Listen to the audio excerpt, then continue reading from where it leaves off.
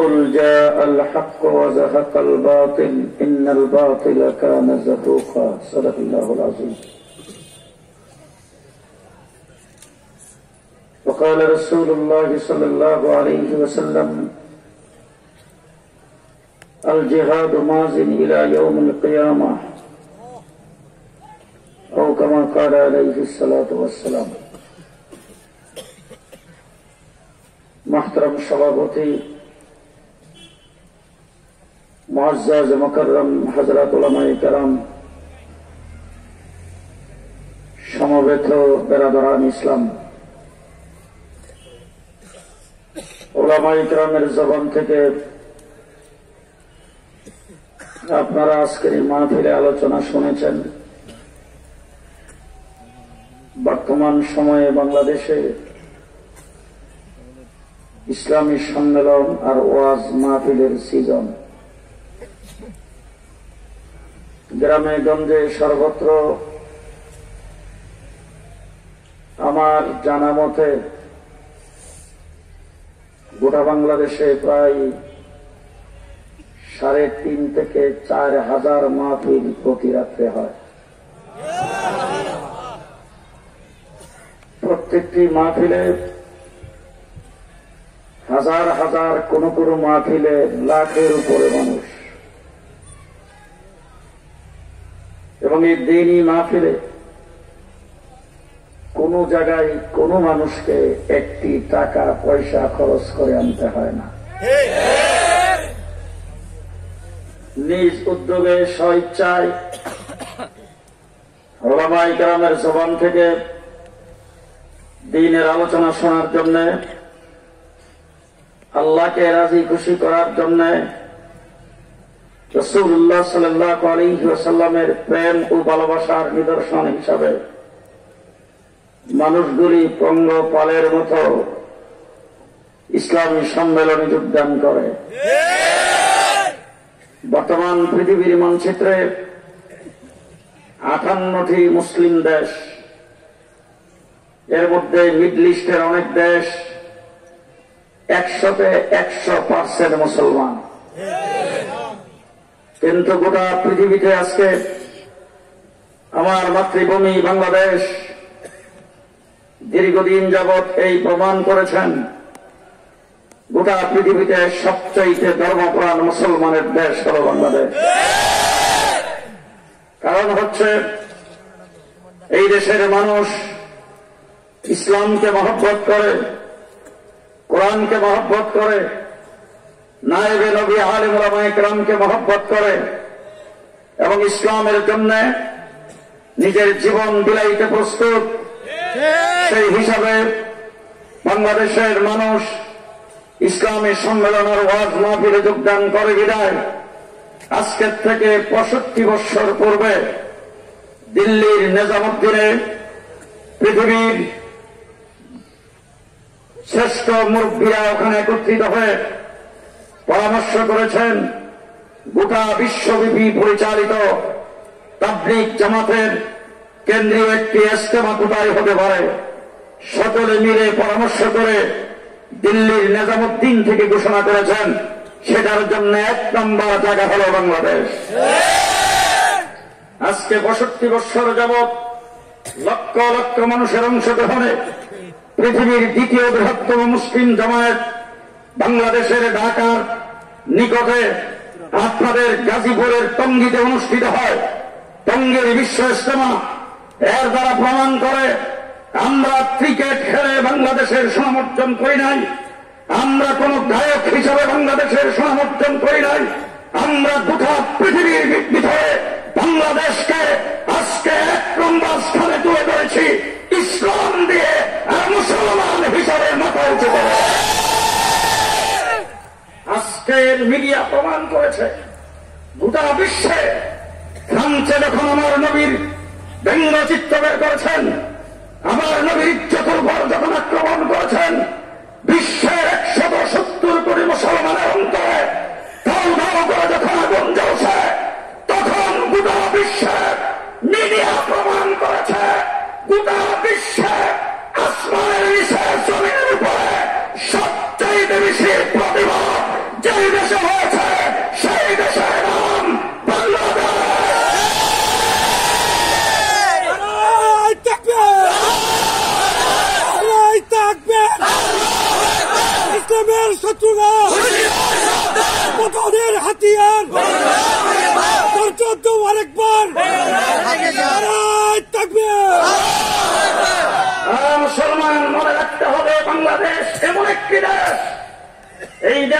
সংখ্যালঘুরা যারা বসবাস করে পৃথিবীর সর্বক্ষেত্রে তালাশ করে দেখা যায় বাংলাদেশের সংখ্যালঘুরা সবচেয়ে বেশি নিরাপদ।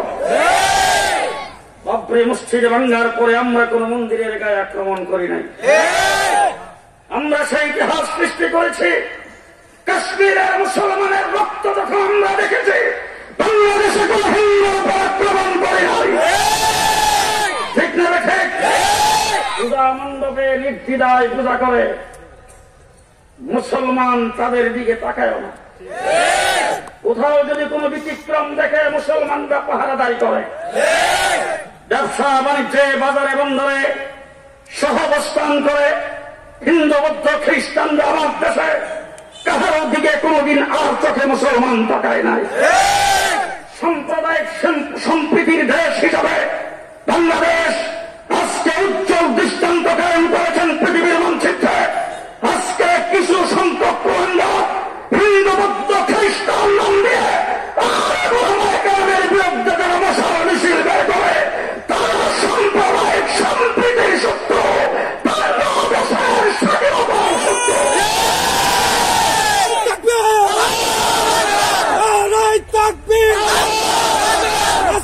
রাস্তা না দাও করে দাও। মুসলমান কখনো চরমপন্থী হতে পারে না, কারণ চরমপন্থাকে কবর দেওয়ার জন্য আমার নবী পৃথিবীতে আগমন করেছেন। আপনারা কি ঘুমাইছেন নাকি? ডাইনে বামে তাকে দেখেন, কথা কেউ না করলে মনে করবেন যে অন্য দলে।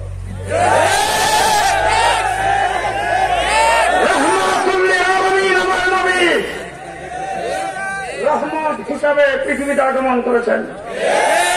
নবী রহমত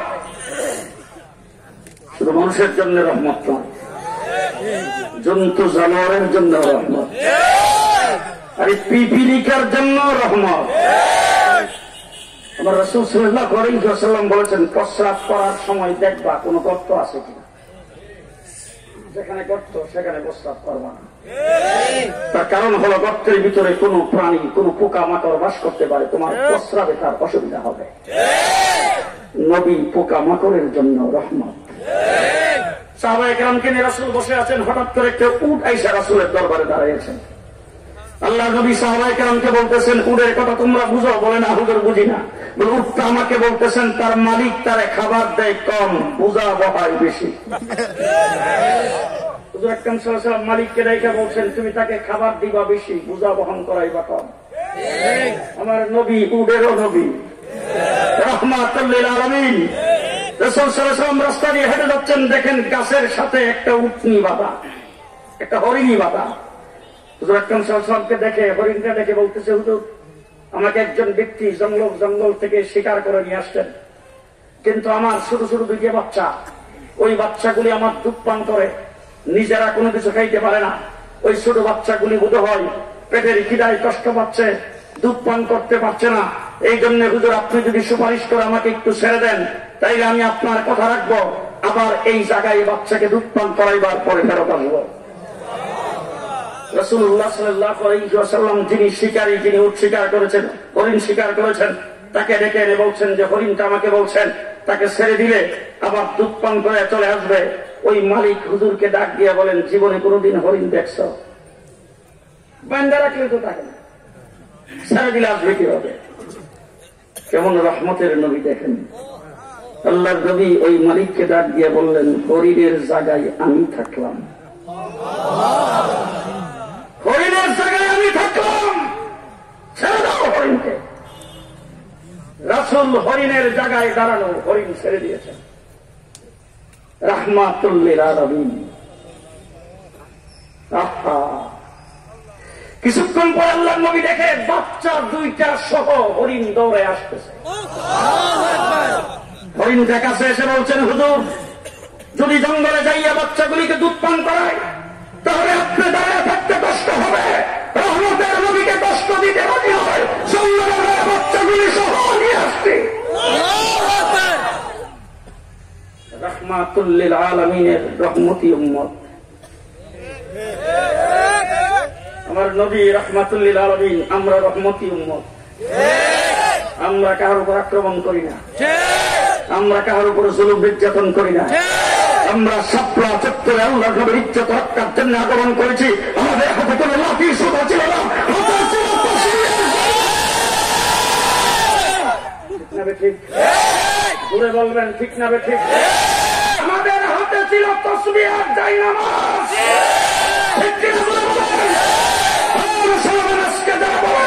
আমাদের লজ্জা হওয়া উচিত। আমরা শাপলা চত্বর থেকে লেজ গুঁড়া ভেঙে গেছি।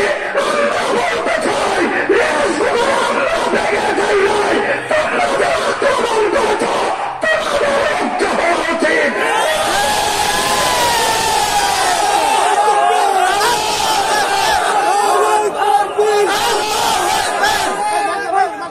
রহমতের নবীর রহমতি উম্মত, কথা বলেন।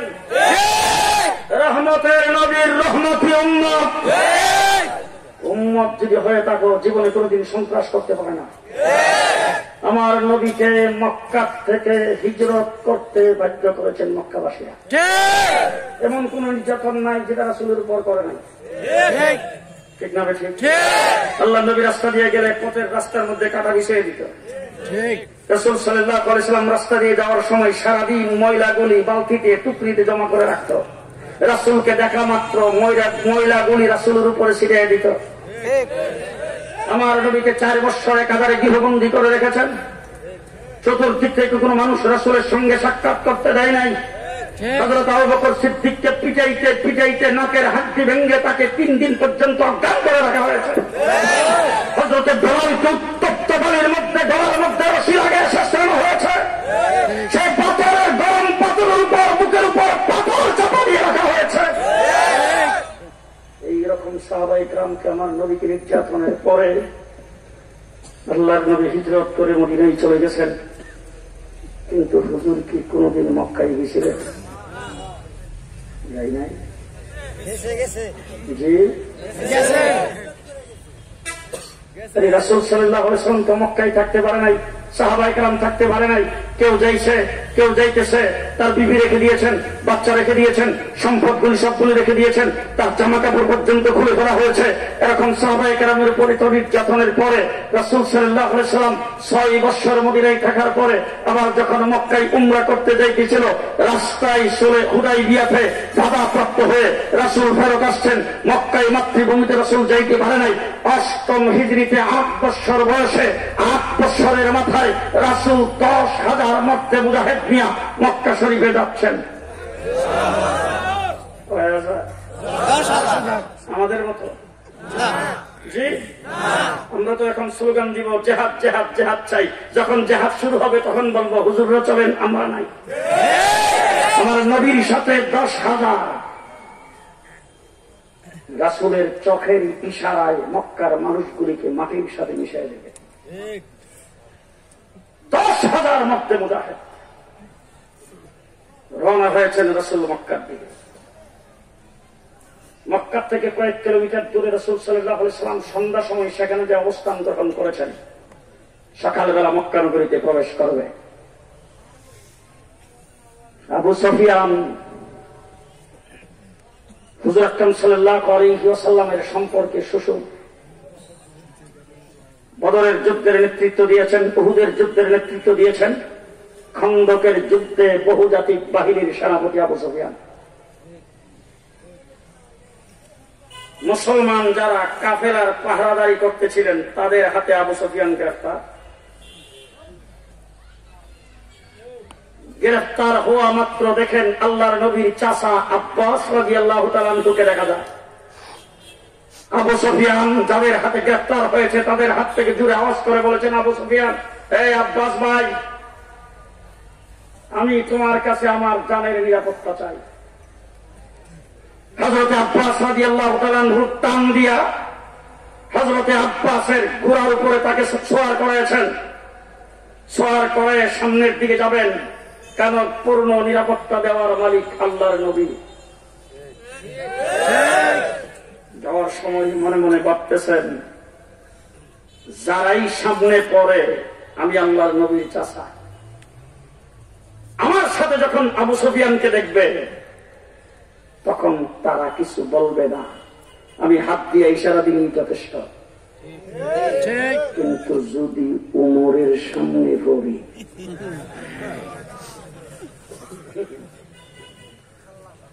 আমার রাসূল বলেছেন উমর গাজীপুর আসলে মিস্টার ইবলিস গাজীপুরে থাকত না। রাসূল বলেছেন উমর যেখানে সেখানে ইবলিস থাকে না।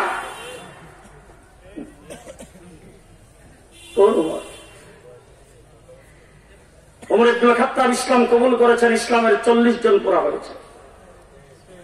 আর এর আগের দিন ইসলাম কবুল করেছেন হযরত আমির হামজা। কিতাবের মধ্যে আসছে মক্কা শরীফে বাঘ 3টা। বাঘ বুঝেন তো? বাঘ বাঘ রয়্যাল বেঙ্গল টাইগার 3টা। একটা হলো আমির হামজা, আরেকটা হলো ওমর ইবনুল খাত্তাব, আরেকটা হলো আবু জাহেল। হযরত আমির হামজা যখন ইসলাম কবুল করেছেন, আল্লাহর নবী আল্লাহর দরবারে হাত উঠায় বলেন, আল্লাহ 3 বাঘের 1 বাঘ পাইছি আর 2টার একটারে চাই। সুবহানাল্লাহ জোরে বলে মানুষে শুনবো আসতে।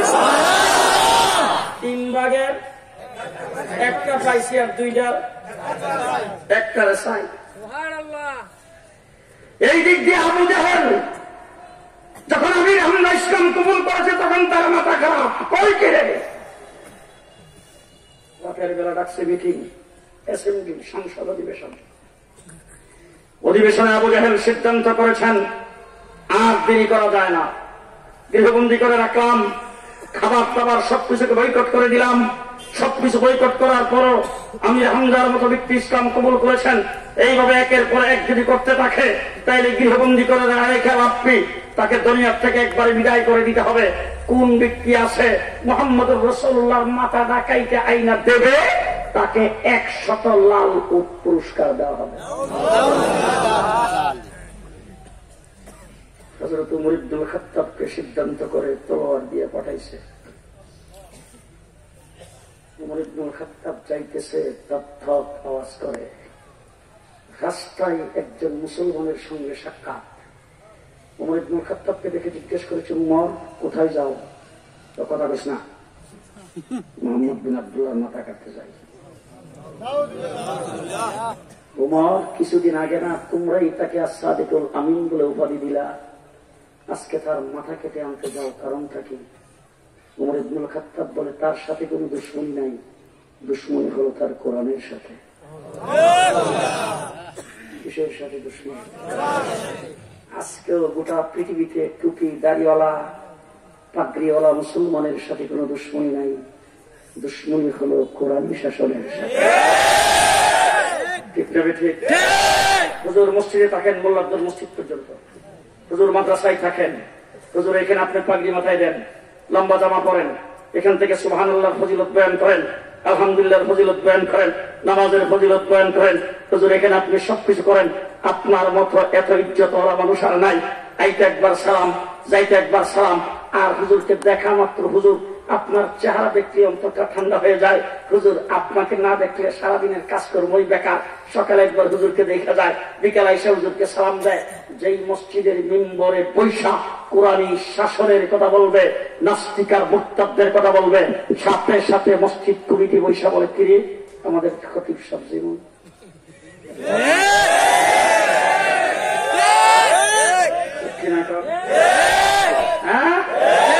কোন কিছুর সাথে কোন দুশ্মনী নাই, কোরআনী শাসনের সাথে দুশ্মনী, কোরআনের আইনের সাথে দুশ্মনী। ঠিক না ঠিক? সেই সংঘাত চলছে মক্কা নগরীতে রাসূল যখন ছিলেন তখন থেকে আজ পর্যন্ত আছে, কিয়ামত পর্যন্ত থাকবে। কিন্তু বড় করে মনে রাখেন, কোন মানুষকে হ্রাস করে, গ্রেফতার করে, নির্যাতন করে, প্রতিবন্ধকতা সৃষ্টি করে মামুনুল হকের কণ্ঠকে স্তব্ধ করা যাবে, দুর্বল হবে না, কণ্ঠকে স্তব্ধ করা যাবে।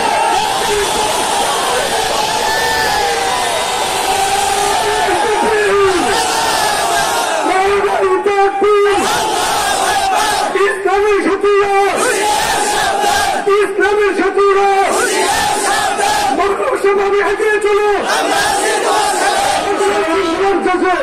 কোন ব্যক্তির কণ্ঠকে স্তব্ধ করা যায়, কিন্তু গোটা ইসলামকে স্তব্ধ করা যায় না। আমির হামজাকে টুকরা টুকরা করা হয়েছে, ইসলামের পশমে রাখাতে হয় নাই। হুসাইন কারবালার ময়দানে শাহাদাত বরণ করেছেন, ইসলামের পশমে রাখাতে হয় নাই।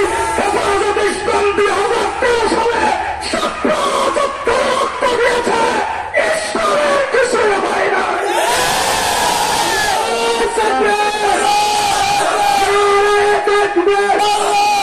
ইসলাম যেই জায়গায় সেই জায়গায় আছে, বাড়তেছে না কমতেছে। নভেম্বর মাসের 2 তারিখ 3 তারিখ সকালবেলা উঠে পরামর্শ করলাম, সকাল 10টা থেকে নিয়ে সন্ধ্যা 7টা পর্যন্ত কয় ঘন্টা? 10টা থেকে 7টা পর্যন্ত এই 8-9 ঘন্টা ঢাকা শহরে একটু নাড়াছাড়া দিলাম। পরের দিন 2 তারিখে হেফাজত ইসলাম বাংলাদেশের ফ্রান্স দূতাবাস ঘেরাওয়ে 6 লক্ষ মানুষের সমাগম হয়েছে। পরিষ্কার ভাষায় বলতে চাই, বাংলাদেশে কোন রাজনৈতিক অরাজনৈতিক দল বর্তমান বাংলাদেশে হেফাজত ইসলামের সমকক্ষ অনুসন্ধান নয়। হেফাজত ইসলাম বাংলাদেশ সবচেয়ে বড় ইসলামিক ধর্মীয় সংগঠন। মুহাম্মদুর রাসূলুল্লাহ সাল্লাল্লাহু আলাইহি ওয়াসাল্লামের সময় সংগঠন ছিল না, কিন্তু মহান আল্লাহ রাব্বুল আলামিন কিভাবে অন্তর ঘোরায়। উমর ইবনে খাত্তাব যখন বলছেন কোরআনের সাথে দুশমনী, লোকটা ডাক দেখা, বেটা কোরআনের সঙ্গে দুশমনী হইলে তার মাথা কাটতে যাও, কোরআন তো তোমার ঘরের ভিতরে ঢুকছে আরো আগে। লোকটা বলে কি কইলে, আমি জিন্দা থাকতে আমার ঘরে কোরআন ঢুকবে বলে বিশ্বাস না? বলে না, বলে তুমি তোমার বোনের ভগ্নিপতির খবর নিয়ে দেখো। হযরত উমর ইবনে খাত্তাব বোনের দরজায় গেছেন, লম্বা চূড়া ঘটনা। যাইয়া দরজায় দাঁড়াইছেন, ভিতরে একজন উস্তাদ বসে, স্বামী স্ত্রী 2 জনকে কোরআন শরীফ পড়াইতেছে। উমর ইবনে খাত্তাব বাহির থেকে কোরআনের আওয়াজ শুনতেছে,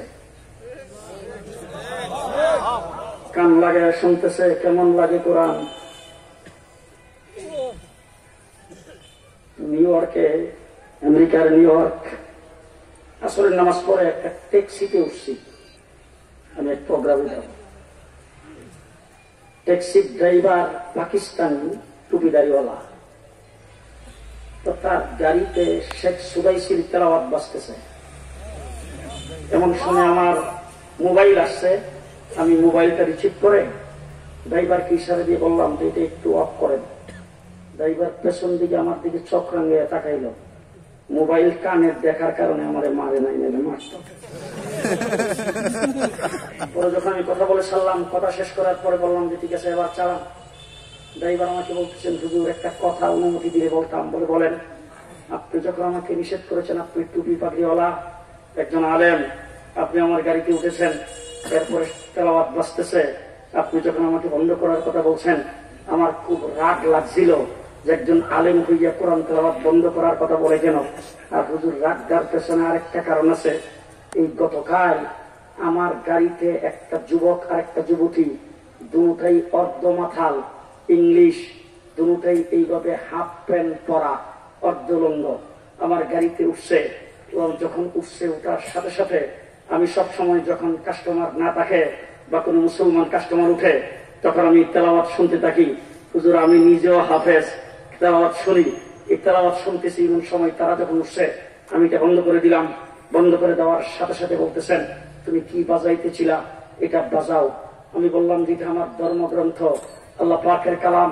কোরআন বলছেন লা ইয়ামাসসুহু ইল্লাল মুতাহহারুন, এটা কাফের, বেদিন, মুশরিক, নাপাক, তারা স্পর্শ করতে পারে না, শ্রবণ করতে পারে না। এই জন্য আমি এটা বন্ধ করে দিয়েছি। তোমরা তো মুসলমান না, তোমরা তো নাপাক জাতি, তোমরা তো খ্রিস্টান, তোমরা তো অর্ধলঙ্গ, তোমাদের পাক নাপাকের সমস্যা। এই কথা বলার পরে তারা দুজন আমাদেরকে বলতেছে, তোমাদের ধর্মগ্রন্থের যে আওয়াজ, এটা আমাদের কাছে খুবই মজা লাগে। কোরআন আল্লাহ পাকের কালাম। হযরত ওমর ইবনে খাত্তাব বাইরে দাঁড়ায় শুনতেছেন, ভিতর থেকে আওয়াজ আসতেছে, মা আনজালনা আলাইকাল কুরআন লিতাশকা ইল্লা তাযকিরাতাল লিমান ইয়াখশা। হযরত ওমর ইবনে শুনতেছে আর কোরআন এসে তার অন্তরের মধ্যে ধাক্কা লাগাই দিচ্ছে। হঠাৎ দরজার মধ্যে হযরত ওমর আওয়াজ দিচ্ছেন, ভিতরে বোনের নাম ছিল ফাতেমা, আল্লাহর নবীর মেয়ে না, ওমরের বোন। ফাতেমার স্বামী আর উস্তাদকে ডাক দিয়ে বলেন, চুপ করেন, জমানার হালাত তো বেশি ভালো না, ওয়াজ মাহফিলও পারমিশন লাগে, সমস্যা। তো দরজার ফাঁক দিয়ে দেখি কে এসে দাঁড়াইছে। দরজার ফাঁক দিয়ে দেখছেন ওমর ইবনে খাত্তাব এসে দাঁড়াইছে তলোয়ারটা হাতে। আমাদের দেশের মায়ের বইলে কি বলল,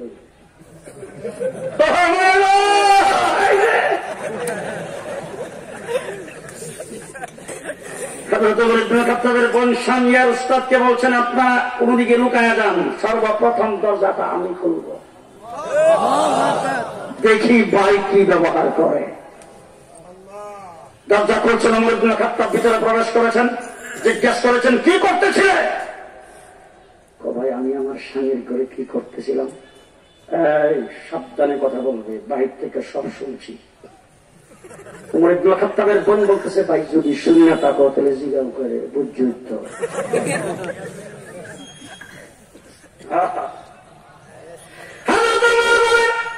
জিজ্ঞাসা করতেছি এই জন্য আমি তোর ভাই, তুই আমার বোন, এত বড় সিদ্ধান্ত কেমন করে নিলে আমার ভাইয়ের সাথে? বোন হিসাবে ভাইয়ের সাথে কোনো পরামর্শ করলে না। ওমরের বোন ফাতেমা ডাক দিয়ে বলে, ভাই শোনো, আল্লাহ রাব্বুল আলামিন যার অন্তরকে হেদায়েতের জন্য টান দেয়, পৃথিবীর কোন মানুষের সাথে পরামর্শ করতে দেয় না। হযরত ওমর ইবনে খাত্তাব প্রথম হাত দিয়ে মারতে শুরু করেছেন, তারপরে তলোয়ারের উল্টা পিঠ দিয়ে যখন আঘাত করেছেন, রক্তাক্ত হয়ে বোন যেমন জমির মধ্যে পড়ে গেছেন। কিতাবে আসছে, মারতে মারতে উমর কাহিল, মার খাইতে খাইতে বোন ফাতেমা কাহিল হয় নাই। পরিষ্কার ভাষায় বলতে চাই, কাশ্মীরে মারতে মারতে যারা মারছিল তারা কাহিল। জিজ্ঞাসা করে দেখেন, মোদী আর তার বাহিনীকে গুজরাটের নির্যাতন করার পরে, দিল্লিতে নির্যাতন করার পরে, কাশ্মীরে নির্যাতন করার পরে, বাবরি মসজিদ ভেঙে দেওয়ার পরে তারা কাহিল হয়েছেন, মুসলমান কাহিল হয় না। মুসলমান কাহিল হয়েছে, কথা আসতে বলেন কেন? কারণ কি? কারণ হলো মুসলমান মরলে শহীদ। ঘুমাইছেন নাকি? ঘুমাইছেন? মরলে শহীদ, মুসলমান ভালো করে শুনে রাখবেন। আব্দুল কাদের জিলানী একজন সালেক, একজন বুজুর্গ, একজন আবেদ, একজন আল্লাহর ওলি, জান্নাতে যাবে। হযরতে মঈনুদ্দিন চিশতি জান্নাতে যাবে। আমাদের ইকিন এবং বিশ্বাস, হাফিজ জি হুজুর জান্নাতে যাবে। খাজা নিজামুদ্দিন আউলিয়া জান্নাতে যাবে। মুসলমান ইমাম বুখারী, ইমাম তিরমিজি, ইমাম মুসলিম জান্নাতে যাবে। ওলি আব্দুল গাউস কুতুব যারা জান্নাতে যাবে, কিন্তু জান্নাতে যাবে এখন যাবে না। কবরের জিন্দেগি শেষ করার পরে হাসরের ময়দানে উঠবে। হাসর পার হওয়ার পরে বলছে না পার হয়ে, তারপরে আল্লাহ রাব্বুল আলামিন জান্নাতে দিবে। কিন্তু দিনের রাস্তায় যারা শাহাদাত বরণ করেছেন, শাপলা চত্বরে যারা মৃত্যুবরণ করেছেন, আমার রাসূল বলেছেন ডাইরেক্ট রাস্তা জান্নাতে। মৃত্যুবরণ করতে দেরি, জান্নাতে যেতে দেরি না। মৃত্যুবরণ করতে দেরি, জান্নাতে যাইতে দেরি নাই। এই জন্য ভালো করে বলতে চাই, আজকে যারা বলবে আমরা পরাজয় বরণ করেছি, আমরা রক্ত দিয়ে পরাজয় বরণ করি নাই, আমরা রক্ত দিয়েছি পরাজয় বরণ করি নাই। যারা রক্ত ঝরাইছেন তারাই পরাজয় বরণ করেছে। মুহাম্মদুর রাসূলুল্লাহ সাল্লাল্লাহু আলাইহি ওয়াসাল্লামের বাহিনী একজন মহিলা রক্ত দিয়েছেন, জমিনের মধ্যে লুটায় পড়েছেন, কিন্তু মারতে মারতে উমর কাহিল, মার খাইতে খাইতে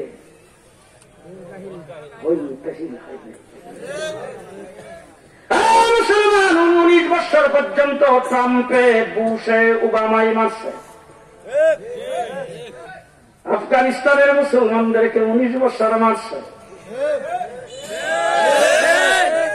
মারতে মারতে এবার কাকিল হইয়া মিস্টার ট্রাম্প বলে,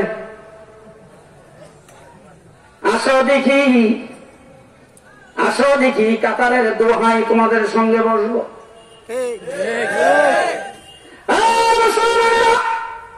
গোটা পৃথিবী তালেবানকে সন্ত্রাসী বলেছেন, আমেরিকা সন্ত্রাসী বলার কারণে গোটা পৃথিবীর মিডিয়াকে জিজ্ঞাসা করতে চাই, আজকে কোথায় যাইবা?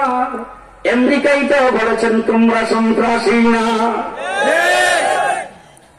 19 বছর পর্যন্ত আমেরিকার মতো পরাশক্তির বিরুদ্ধে তালেবানরা যুদ্ধ করেছেন। আজকে মিস্টার ট্রাম্প তাদের সঙ্গে সমঝোতা করতে বাধ্য হয়েছে।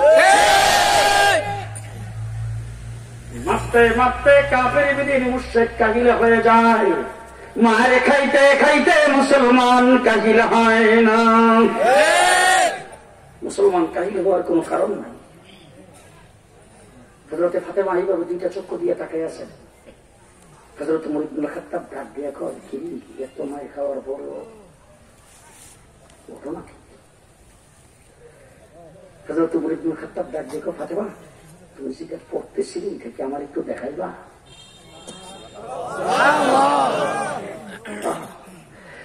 লম্বা চূড়া ঘটনা। হযরতে ফাতেমা লাফ দিয়ে উঠছে আহত অবস্থায়। ওইটা কোরআন শরীফ যেই হালাতে ছিল সেই হালাতে নিয়ে আসছেন, ওমর ইবনে খাত্তাবের সামনে রাখছেন। ওমর ইবনে খাত্তাব কোরআনের মধ্যে নজর করেছেন, আর কিতাবের মধ্যে তাফসীরের কিতাব আসছে। ওমর ইবনে খাত্তাব যখন নজর করেছেন তখন তার চোখে ওই আয়াতটা ভেসে আসছে, ইন্নানি আনাল্লাহ। হযরত ওমর একবার, দুইবার, তিনবার চোখ বুলাইবার পরে ফাতেমা দেখে চোখের পানি গাল বেয়ে বেয়ে ঝরনার মতো ঝরতেছে। চিৎকার করে ডাক দিয়ে বলছেন, নাম আনতা রাব্বি আশহাদু আল্লা ইলাহা ইল্লাল্লাহ। ফাতেমা টান দিয়ে ধরে ভাইকে বলছেন, ভাই তোমার জন্য মুহাম্মদ রাসূলুল্লাহ সাল্লাল্লাহু আলাইহি ওয়াসাল্লাম আজকেও দোয়া করেছেন, কালকেও দোয়া করেছেন। বাইতুল্লাহ গিলাফে ধরে রাসূল সাল্লাল্লাহু আলাইহি ওয়াসাল্লাম চোখের পানি ছেড়ে আল্লাহকে বলতেছেন, আল্লাহ দুই ওমরের এক ওমরকে মুসলমান বানাইয়া ইসলামকে শক্তিশালী করে দাও। ভাই মনে হয় দোয়ার তীর তোমার দিলের মধ্যে অ্যাকশন করে ফেলেছেন। চলো দিকে রাসূল সাল্লাল্লাহু আলাইহি ওয়াসাল্লামকে তোমরাই গৃহবন্দী করে রেখেছো, দ্বিতীয় সাক্ষী আল্লাহর নবীর কদমের উপর যাইয়া দিবা। হযরত ওমর ইবনে খাত্তাব এখান থেকে বের হইয়া টপ টপ আওয়াজ করে নতুন আশহাদু আল্লা ইলাহা ইল্লাল্লাহ কইছে তো বুঝেন না, রক্ত খুব গরম। টপ টপ আওয়াজ করে সামনের দিকে যাচ্ছেন। সাইয়্যিদুশ শুহাদা গতকাল মাত্র ইসলাম কবুল করেছেন আল্লাহর নবীর চাচা আমির হামজা, আল্লাহর নবীর পাহারাদার। আমির হামজা কার পাহারাদার?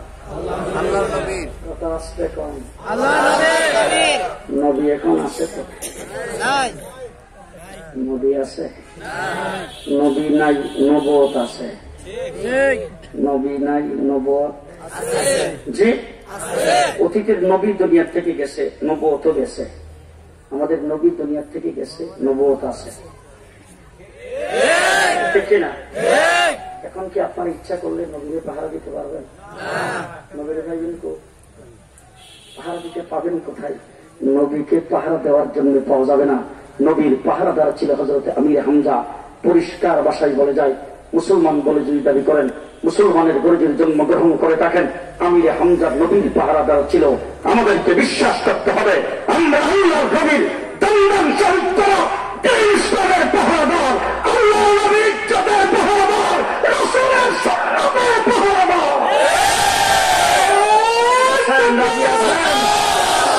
রাজি আছেন?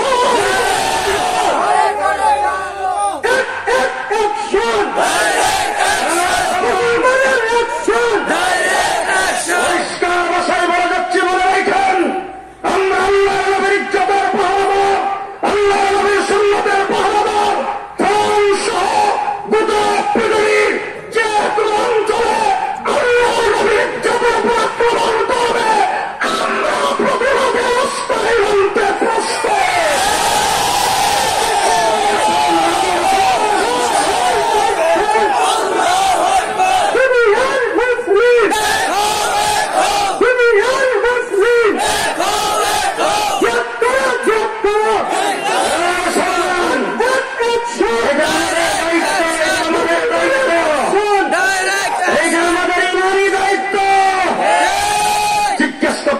আমরা যদি সবাই মিলে রাসূলের পক্ষে যদি বক্তব্য রাখতে থাকি, আল্লাহর নবীর ইজ্জত বাড়বে কত?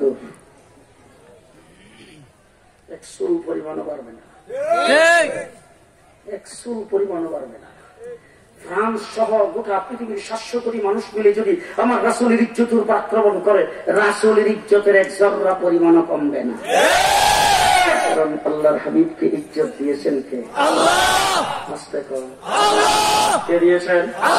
আল্লাহ পাক কোরআন শরীফে বলেছেন, ওয়ালা ও কোরআন শরীফে আল্লাহ পাক বলেছেন, ও আমার হাবিব, ও আমার মাহবুব, ওয়া রাফা'না লাকা যিকরা, আমি আল্লাহ পাক আপনার আলোচনা, আপনার বরত্ব, আপনার জিকির, আপনার পজিশন, আপনার সম্মান, আপনার ইজ্জত আমি উর্দে উঠাইয়া দিয়েছি, উর্দে উঠাইয়া দিয়েছি। আমার রাসূল সাল্লাল্লাহু আলাইহি ওয়াসাল্লাম গেছেন মেরাজ, যাইয়া আল্লাহ পাকের দরবারে বসছেন। দুইজন একসাথে বসছে, একজন হাবিব, আরেকজন মাহবুব, একজন রাহমাতুল লিল আলামিন, আরেকজন হলেন রাব্বুল আলামিন। দুইজন একসাথে বসছে, বৈঠক শুরু, অনেক আলোচনা হয়েছে।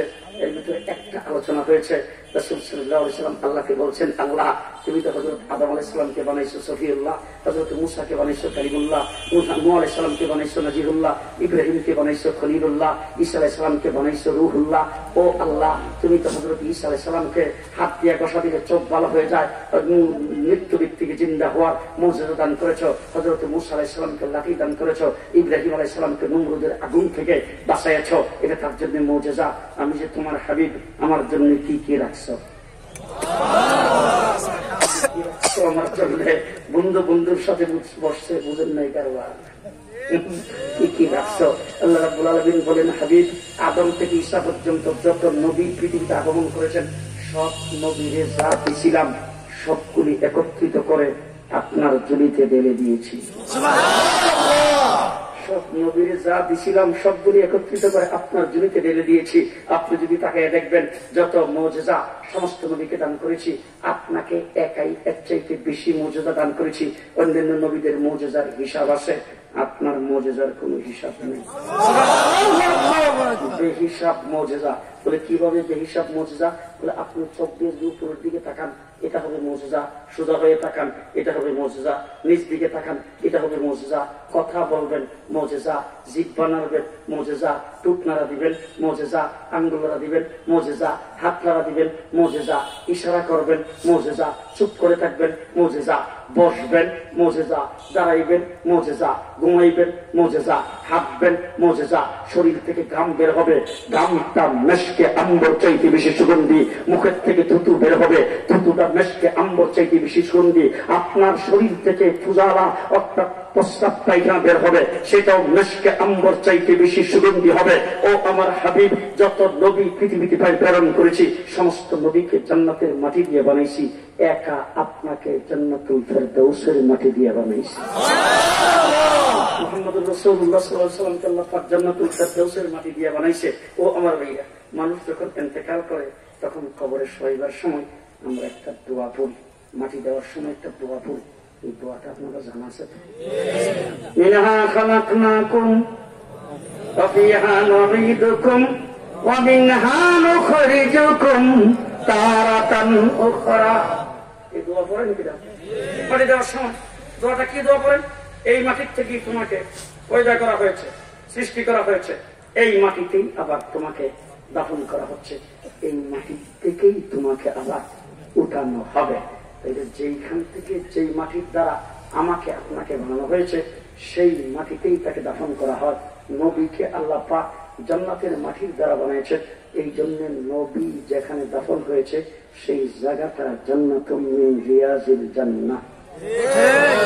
এবার জিজ্ঞেস করতে চাই, উলামায়ে কেরাম এখানে আছেন, নবীর জন্য আইন হলো নবী যেখানে মারা যায় তাকে সেখানে দাফন করা।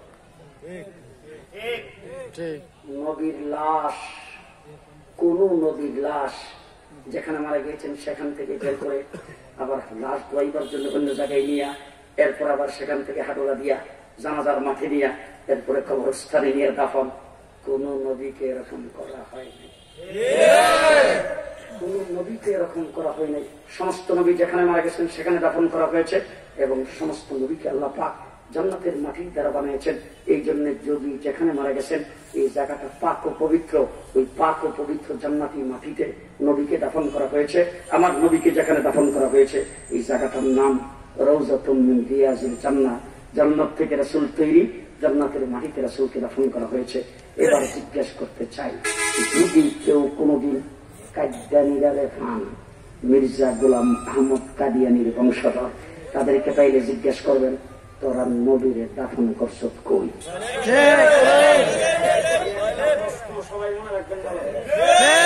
একটাই জিজ্ঞেস করবেন যে তোরা নবী, যে নবী একটু পরে কমু, আগে তোরা নবীরে মাটি দিছ কই?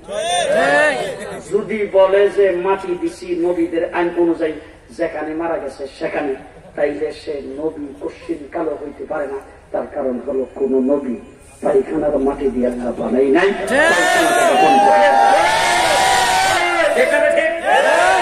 যদি বলে এখান থেকে উড়ে নিয়ে অন্য হয় দাফন করছি, তাইলে তো সে নবী না।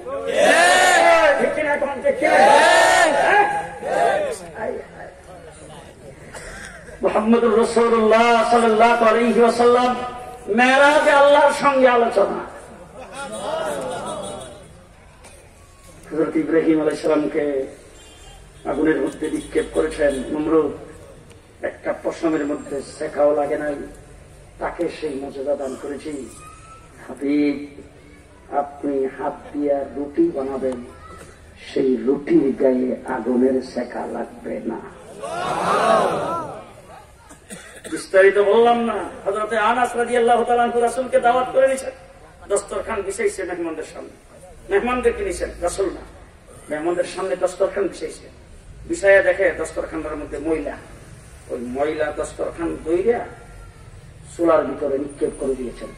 মেহমানরা মনে করছে এটা বোধ হয় ময়লা, এটার ব্যবহার করবে না, এই জন্য আগুন দিয়ে জ্বালাইয়া দেওয়ার জন্য চুলার মধ্যে নিক্ষেপ করে দিয়েছেন। দাও দাও করে আগুন জ্বলছে।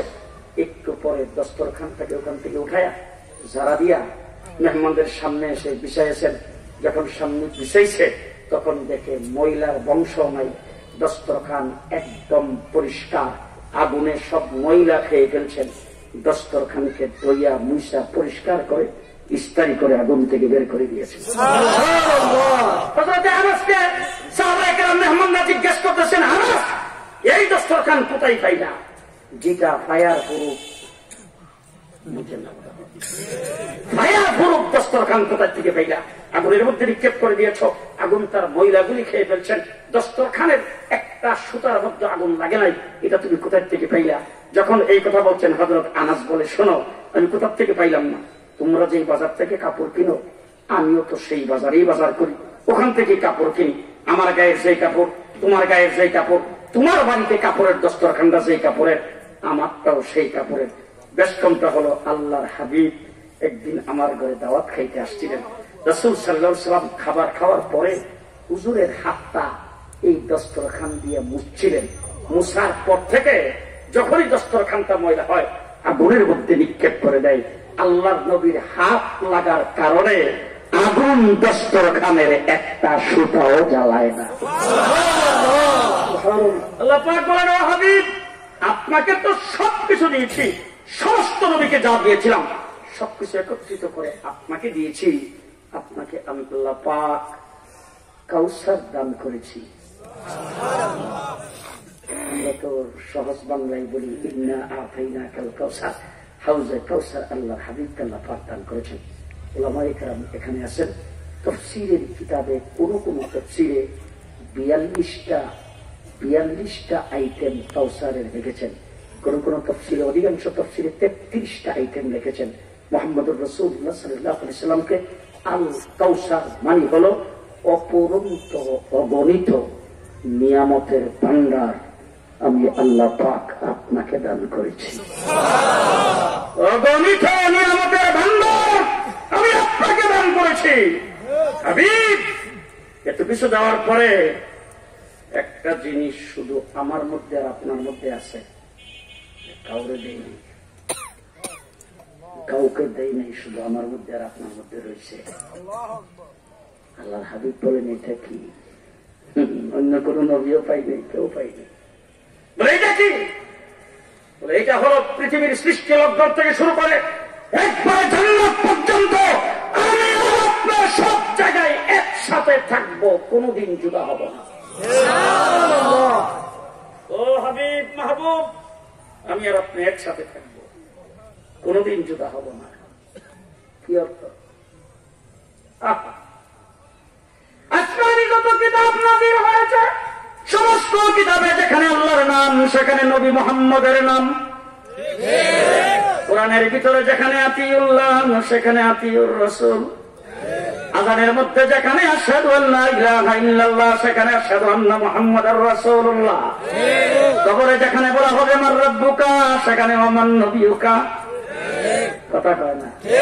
তামাম পৃথিবী যতদিন পর্যন্ত আসমানের জায়গায় থাকবেন, জমিনের জায়গায় থাকবে, চন্দ্র সূর্য যতদিন উদিত হবে, রাত্র দিন যতদিন চলবে, আমি আল্লাহর নাম যেখানে হবে, আপনি নবী মুহাম্মদের নাম সেখানে হবে। হইতেছে পৃথিবীতে প্রতি সেকেন্ডে আশহাদু আল্লা ইলাহা ইল্লাল্লাহ আযান হচ্ছে, আশহাদু আন্না মুহাম্মাদুর রাসূলুল্লাহ আযান হচ্ছে। আমরা কিছুক্ষণ আগে এশার নামাজ পড়েছি, এশার নামাজের আযান হয়েছে ডান দিকে, আমাদের পশ্চিম দিকে। আমাদের আধা ঘন্টা পরে হয়েছে কলকাতায়, 1 ঘন্টা পরে হয়েছে পাকিস্তান, তারপরে যান ইরান, এরপরে যান সৌদিতে, 2 ঘন্টার বেশ কম যাইতে থাকেন। আমি আমেরিকাতে, কানাডায়, ইউরোপে যখন যাই, ফজরের নামাজ পড়ে অনেক সময় আমার মাকে ফোন দিই, বাসাতে ফোন দিই।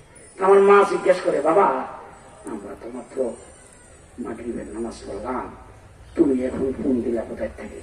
আমি আমার মারে কই, মা আমি ফজরের নামাজ পড়ে ফোন দিচ্ছি। ফজরের নামাজ পড়ে ফোন দিলাম। বাংলাদেশে মাগরিব, আমেরিকাতে ফজর, সেকেন্ডে সেকেন্ডে আল্লাহর নামের আওয়াজ হচ্ছে গোটা পৃথিবীর। আরাকানের মুসলমানদেরকে পিটায় বের করে দিতে পারবে, কাশ্মীরে মুসলমান সৈন্য করতে পারবে, এনআরসির মাধ্যমে, নাগরিকত্ব আইনের মাধ্যমে আসামের মুসলমানকে, কলকাতার মুসলমানকে বিদায় করে দিতে পারবে, কিন্তু পৃথিবীর ইসলামের অগ্রযাত্রাকে স্তব্ধ করতে পারবে না।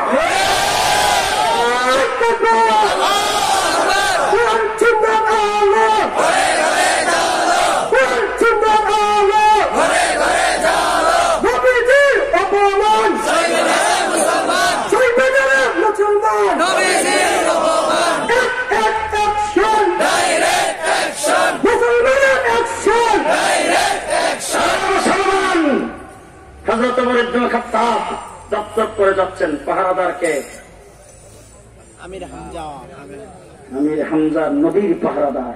মনে রাখবেন, আমরা নবীর সুন্নতের পাহারাদার, আমরা নবীর দান শহীদ করা দ্বীনের পাহারাদার, আমরা নবীর তাইফের জমিনে রক্ত দেওয়া দ্বীনের পাহারাদার। পাহারাদারি করতে রাজি আছেন? রাজি আছেন? আপনি আওয়ামী লীগ করেন, আমার কোন আপত্তি নাই। বিএনপি করবেন, আমার কোন আপত্তি নাই। গণতান্ত্রিক দেশ বাংলাদেশ, রাজনীতি করার আপনার অধিকার। 100 বার রাজনীতি করবেন, যে কোনো মার্কার স্লোগান দিবেন, আবার আপত্তি নাই। একটা জায়গায় আসেন, দিকে ঐক্যবদ্ধ হয়, আমরা বিশ্ব নবীর উম্মত।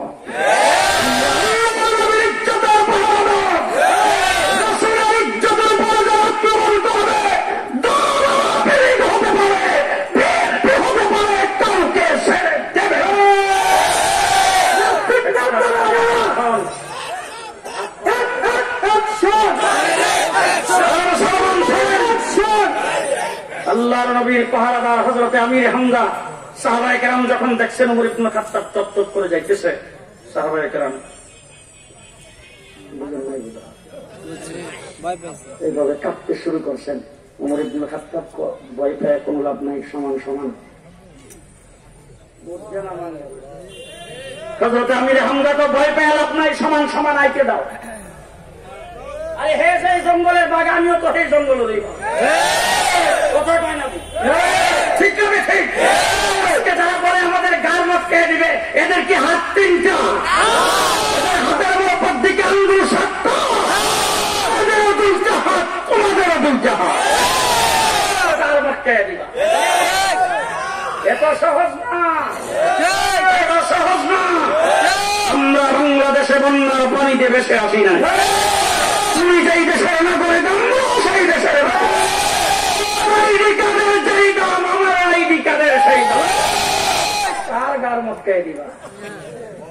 এত সহজ না। হযরত আমির হামজা বলে আসতে দাও, সমান সমান।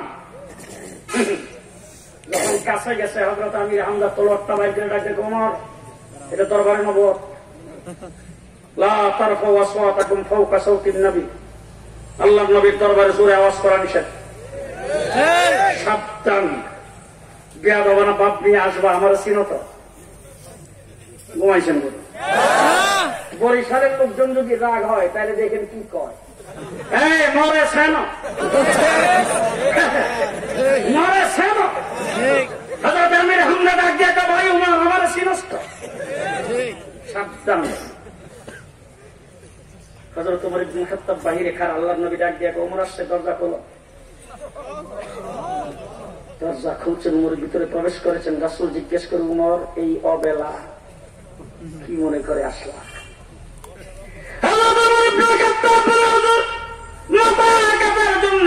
হয়েছিলাম, এই মুহূর্তে আপনার দরবারে আগমন করেছি আমার মাথা আপনার পায়ের নিচে দেওয়ার জন্য। ওমর ইবনে খাত্তাবকে জড়ায় ধরেছেন আর ডাক দিয়ে বলছেন, ওমর এই মুহূর্তে আল্লাহ পাক তোমার জাহান্নামকে জান্নাতের দ্বারা পরিবর্তন করে। লম্বা চড়া ঘটনা, একটু পরেই নামাজের টাইম, একটু পরেই নামাজের টাইম। আল্লাহর নবী ডাক দিয়ে ওমর উযু করে আসো। সাহাবায়ে কেরামকে হুজুর বলছেন, ওমরকে উযু করে নিয়ে আসো। ওমর ইবনে খাত্তাব উযু করে এসে জিজ্ঞেস করতেছেন, হুজুর কি জিনিস কি করতে হবে? বলে এখন নামাজ আদায় করতে হবে। বলে হুজুর নামাজ কি? বলে আল্লাহর হুকুম। আল্লাহর হুকুম হুজুর কোনখানে আদায় করেন?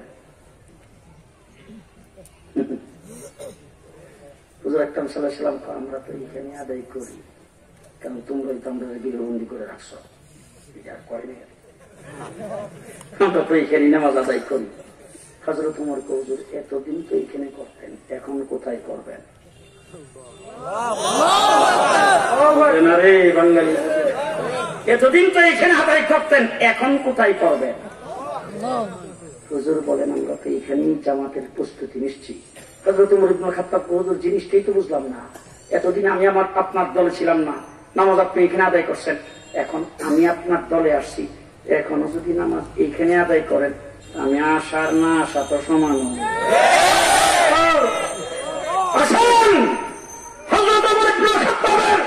জীবনের সর্বপ্রথম নামাজ রাহমাতুল লিল আলামিনের ইমামতিতে বাইতুল্লাহ শরীফে আদায় করবে, দেখে রাস্তায় কে বাধা দেয়।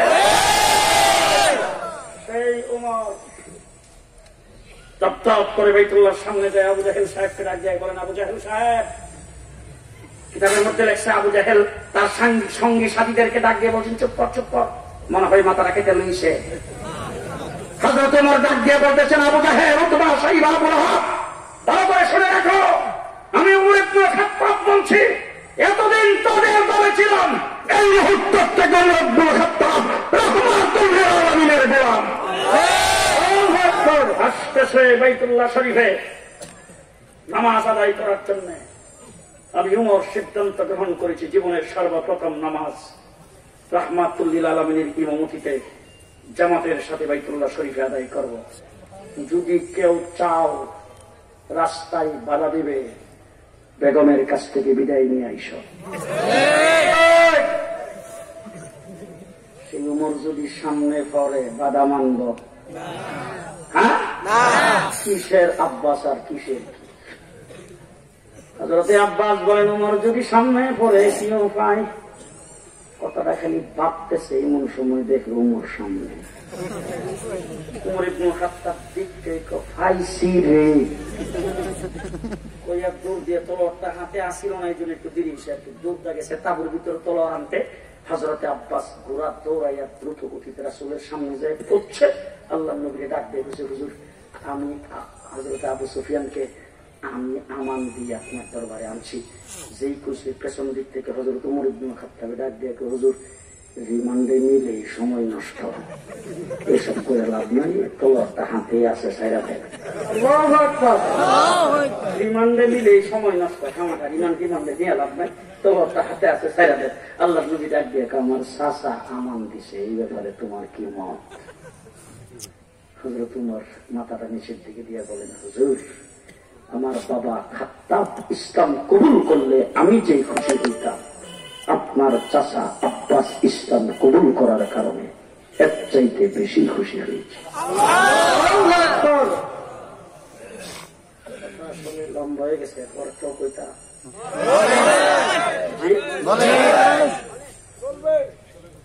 হযরতে আবু সুফিয়ান ডাক দিয়ে বলেন, আশহাদু আন লা ইলাহা ইল্লাল্লাহ ওয়া আন্না মুহাম্মাদার রাসূলুল্লাহ। সকালবেলা এসে হযরতে আবু সুফিয়ান যখন ইসলাম কবুল করেছেন, হযরতে আব্বাস ডাক দিয়ে বলে, হুজুর আবু সুফিয়ান তো লিডার, আওয়ামী লীগের লিডার, বিএনপিতে যোগদান করলো, তার লিডারই তাকে কথা কয় না। বিএনপির লিডার আওয়ামী লীগে যোগদান করলো, নমিনেশন পায়। হযরতে আব্বাস বলে, লিডার কিন্তু সব সময় লিডারই করতে চায়, লিডারের একটা মেজাজ আছে তো। সুতরাং আবু সুফিয়ানকে আপনি কিছু কথা বলেন, তার লিডারিটা যেন ঠিক থাকে। আল্লাহ নবী ডাক দেখো, আবু সুফিয়ান খালি তোমারে মাফ করলাম না, তোমার ঘরে যারা আজকে আশ্রয় নিব হেরা রহমা মাফ। আবু সুফিয়ান তো হুজুরে আমার ঘরে তো বেশি মানুষ আইতো না, আর যদি একটা কিছু করতে। আল্লাহ নবী ডাক দেখো, আবু বকর সিদ্দিকের ঘরে যারা আশ্রয় নিব হেরা রহমা। সাহাবায়ে কেরাম কয় 10,000 খালি তলোয়ারটা দেখে যেভাবে মাফ করা শুরু করছে,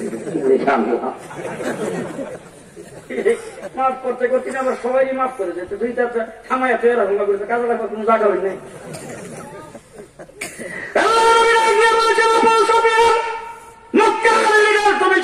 তোমার লিডারই ঠিক আছে, যাও মক্কার অলিগলিতে যাইয়া এলান করে দাও, নিজ ঘরে যারা দরজা লাগে থাকবে তাদেরও মাফ। আবু সুফিয়ানের ঘরে ঢুকলো মাফ, আবু বকর সিদ্দিকের ঘরে গেল মাফ, নিজ ঘরে দরজা লাগিয়ে থাকলেও মাফ। আবু সুফিয়ান করে নিজ ঘর পর্যন্ত যাইতেছে না, এরকম মানুষের কি হুজুর হেরামে যারা থাকবে হেরারও মাফ।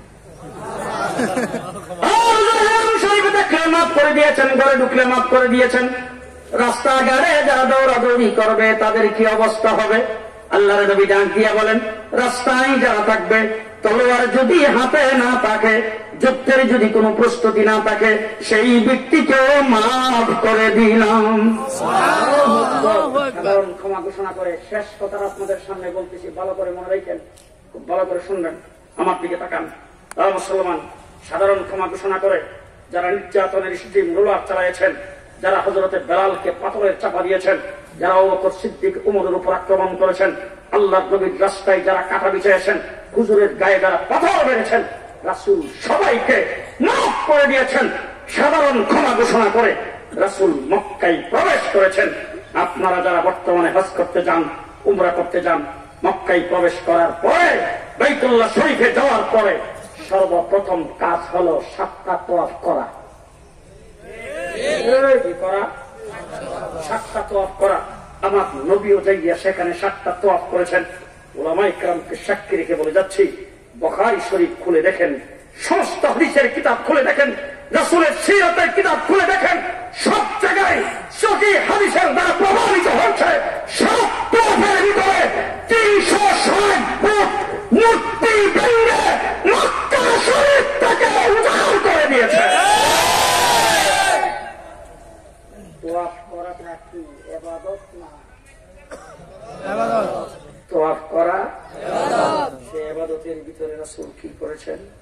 মূর্তিগুলো ভেঙে চুরমার করে দিয়েছেন। আস্তে কথা তো ডাইনে বামে তাকিয়ে দেখেন, কথা যদি কেউ না বলে মনে করবেন গাড়িতে চালাচ্ছে।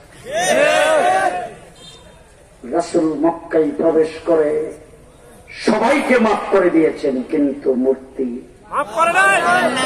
এখন আস্তে কথা, মূর্তি কোরআন শরীফের আয়াত নাযিল হয়েছে, ওয়াকুল জাআল হক ওয়া যাহাকাল বাতিল ইন্নাল বাতিলা কানা যাহুকা। এই আয়াত তেলাওয়াত করতেছেন, হক আগমন করেছেন, বাতিল গুলশাত হয়ে গেছে, নিস্তেনাবুদ হয়ে গেছে, এই আয়াত করতেছেন আর এক একটা মূর্তির গায়ে আঘাত করতেছেন। সমস্ত মূর্তি 7 তোয়াফের ভিতরে ভেঙে চুরমার করে দিয়েছেন। পরিষ্কার ভাষায় বলতে চাই, যদি ঈমান ভিতরে থাকে, আল্লাহ নবীর উম্মতের দাবিদার হয়ে থাকেন, এক আওয়াজ করতে হবে, রাসূল পৃথিবীতে আগমন করেছেন মূর্তি ভাঙার জন্য, মূর্তি রাখার জন্য নয়। কোন মুসলিম রাষ্ট্রের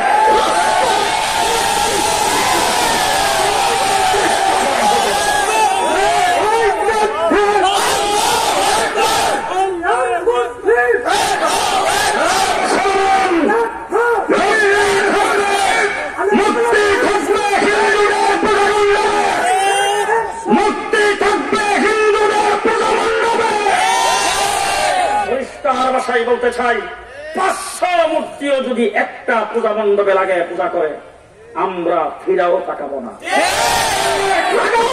আপত্তি নাই, একটা মূর্তির সঙ্গে 50টা হাত লাগান, আমাদের আপত্তি নেই। মূর্তি থাকবে পূজা মণ্ডপে। ইসলাম মুসলমান প্রমাণ করেছে। শেষ কথা শুধু ইঙ্গিত দিয়ে যাচ্ছি, ভালো করে মনে রেখেন। মিশরের গভর্নর, মুসলমানদের গভর্নর, তার কাছে বিচার নিয়ে আসছেন একটা ছেলে।